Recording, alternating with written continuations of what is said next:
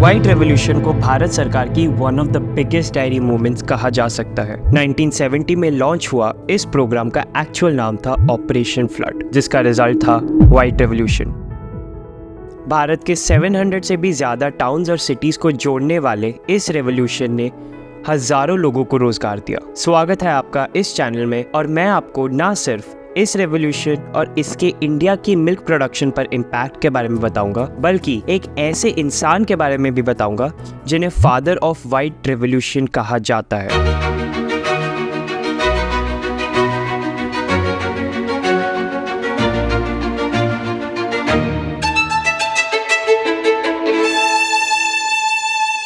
1960s में India के पास cattle population तो बहुत थी, लेकिन फिर भी हम दुनिया के सबसे कम मिल्क प्रोड्यूसिंग देशों में आते थे। इनफैक्ट 1961 और 1970 के बीच मिल्क प्रोडक्शन 20.4 मिलियन टन से बढ़कर सिर्फ 20.8 मिलियन टन तक ही पहुंच पाई, और इसलिए हमें लार्ज स्केल पर मिल्क इंपोर्ट करना पड़ता था। मिल्क प्रोडक्शन बढ़ाने और इंपोर्ट पर डिपेंडेंसी कम करने के लिए 1964-1965 में एक इंटेंसिव कैटल डेवलपमेंट प्रोग्राम शुरू हुआ। इस प्रोग्राम ने कैटल ओनर्स को एनिमल हस्बेंड्री, सिंपल वर्ड्स में जानवरों की गिनती बढ़ाने के लिए इनकरेज किया। 1970 में नेशनल डेयरी डेवलपमेंट बोर्ड बनाया गया, और इसी के साथ शुरुआत हुई व्हाइट रेवोल्यूशन की। इसे 3 फेजेस में लॉन्च किया गया। पहला फेज शुरू हुआ 1970 में और चला 1980 तक। इस फेज को फंड करने का क्रेडिट जाता है यूरोपियन यूनियन को। वर्ल्ड फूड प्रोग्राम में यूरोपियन यूनियन ने बटर ऑयल और पाउडर्ड मिल्क डोनेट किया, जिसको बेचने से मिले हुए पैसों से सब एक्टिविटीज पूरी हुई। इस फेज में इंडिया के 18 बड़े मिल्क शेड्स को 4 बड़ी मेट्रो सिटीज से मदर डेयरी के थ्रू जोड़ा गया। ये सिटीज थी मुंबई, दिल्ली, कोलकाता और चेन्नई। इन सब की टोटल कॉस्ट थी 1.16 बिलियन रुपए। फेज 2 चला 1981 से 1985 तक। इस दौरान मिल्क शेड्स 18 से बढ़ के 136 हो गए। मदर डेयरी आउटलेट्स हो गई 290 अर्बन मार्केट्स में, और 43,000 विलेज कोऑपरेटिव्स के साथ 42,50,000 मिल्क प्रोड्यूस करने वाले। तीसरा और आखिरी फेज चला करीब 10 साल तक, 1985 से लेकर 1996 तक। इस फेज में धीरे धीरे प्रोग्राम को खत्म करने का काम शुरू हुआ, लेकिन इस दौरान डेयरी कोऑपरेटिव्स को बढ़ने के बहुत मौके मिले। इसके साथ ही साथ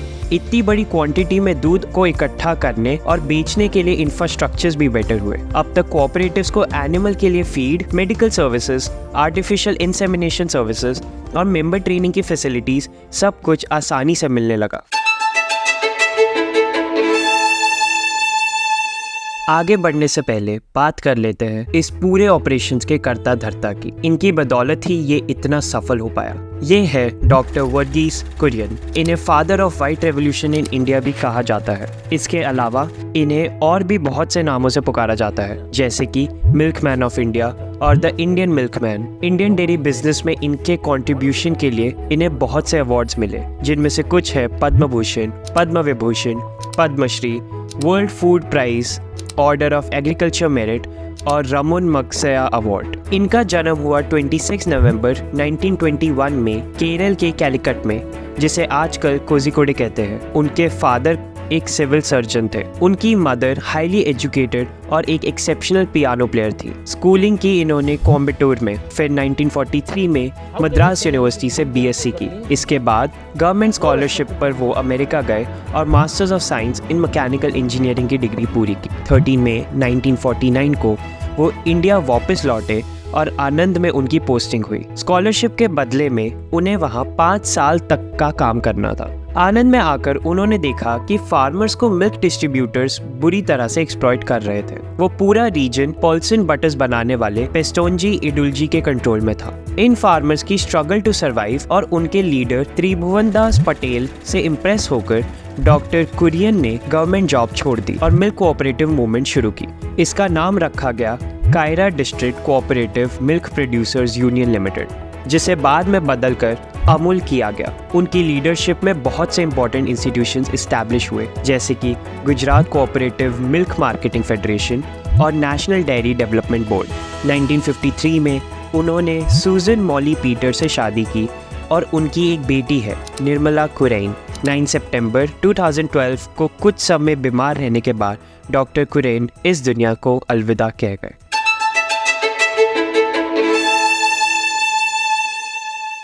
व्हाइट रेवोल्यूशन से पहले 1950-51 से लेकर 1973-74 तक मिल्क आउटपुट सिर्फ 1.36% ही बढ़ पाई, जो कि पॉपुलेशन ग्रोथ से भी कम थी।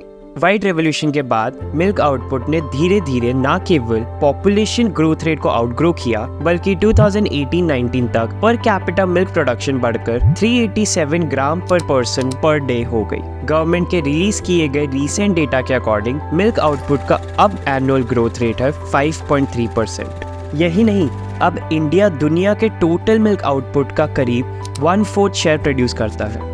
डेयरी सेक्टर अब ना केवल प्रो पुअर हुआ बल्कि प्रो वुमेन भी हुआ। इस ऑपरेशन में 1.7 मिलियन वुमेन वर्कर्स थी और उसी दौरान ऑल वुमेन कोऑपरेटिव्स भी बने। अंदाज़ा है कि अभी करीब 75 मिलियन इंडियन वुमेन डेयरी के कामों में लगी है। पिछले कुछ सालों में बहुत सी वुमेन डेयरी एंटरप्रेन्योर्स ने अपने कंट्रीब्यूशन के लिए अवार्ड्स भी जीते हैं। इनफैक्ट डॉक्टर कुरेन के बाद 1998 से 2014 तक NDDB की चेयरपर्सन एक लेडी ही थी, डॉक्टर अमृता पटेल। एक अमेजिंग फैक्ट ये भी है कि डेयरी सेक्टर बिना किसी इनपुट सब्सिडीज और आउटपुट प्राइस सपोर्ट्स के लगातार ग्रो कर रहा है। इसे आप किसी मिरेकल से कम मत समझना। एग्रीकल्चर सेक्टर से जनरेट होने वाली कुल इनकम का करीब 1/4 शेयर डेयरी सेक्टर ही कंट्रीब्यूट करता है। व्हाइट रेवोल्यूशन की सक्सेस में कुछ और फैक्टर्स का भी स्पेशल कंट्रीब्यूशन था, जैसे कि एनिमल हस्बेंड्री के लिए नए मेथड्स यूज़ किए गए, एनिमल फीड के इंग्रेडिएंट्स की कॉम्पोजिशन चेंज की गई। डेयरी कोऑपरेटिव्स के अंदर छोटे छोटे ऐसे नेटवर्क्स बनाए गए जो कि फार्मर्स कंट्रोल करते थे। मिडलमैन बीच से हट गए और फार्मर्स को उनकी मेहनत का पूरा पैसा मिलने लगा। लेकिन आज भी डेयरी सेक्टर्स कुछ बड़े बड़े चैलेंजेस फेस कर रहा है। एक है दूध दोने वाले एनिमल्स की लो प्रोडक्टिविटी। FAO के according Indian cow world average का सिर्फ 2/3 मिल्क ही प्रोड्यूस करती है। वर्ल्ड एवरेज मिल्क यील्ड पर काउ है 7.2 kg और हमारा 4.87 kg। आपको बता दूं कि मिल्क आउटपुट की ग्रोथ का एक बड़ा कारण डेयरी एनिमल्स के नंबर में बढ़ोतरी है। इसके इकोलॉजिकल के साथ साथ एनवायरमेंटल इम्प्लीकेशंस भी है। इसके अलावा ग्रीन हाउस गैसेस भी बढ़ी है जिनका क्लाइमेट पर बुरा असर हो सकता है। एक और चैलेंज है मिल्क एक्सपोर्ट में हमारा बहुत ही कम शेयर। 2021 में डेयरी प्रोडक्ट्स का ग्लोबल एक्सपोर्ट था $63 बिलियन। इंडिया ने एक्सपोर्ट किया सिर्फ $392 मिलियन, यानी 0.62% से भी कम। अगर डेयरी बिजनेस को और प्रॉफिटेबल बनाना है तो एक्सपोर्ट बढ़ाने के लिए बहुत से स्टेप्स लेने पड़ेंगे। वैसे इंडियन गवर्नमेंट का विजन है कि अगले 25 साल में इंडिया डेयरी प्रोडक्ट्स की दुनिया में सबसे बड़ा एक्सपोर्टर बन जाए, लेकिन दिल्ली अभी दूर है। अटेनेबल तो है पर चैलेंजिंग भी। आपको क्या लगता है कि इंडिया का डेयरी एक्सपोर्ट बढ़ाने के लिए क्या ज़रूरी है? बेटर इंफ्रास्ट्रक्चर, कुछ सब्सिडीज, एनिमल के लिए बेटर अपकीप एंड फीड, या फिर कुछ और? कमेंट करके ज़रूर बताना। वीडियो को लाइक शेयर करना मत भूलना।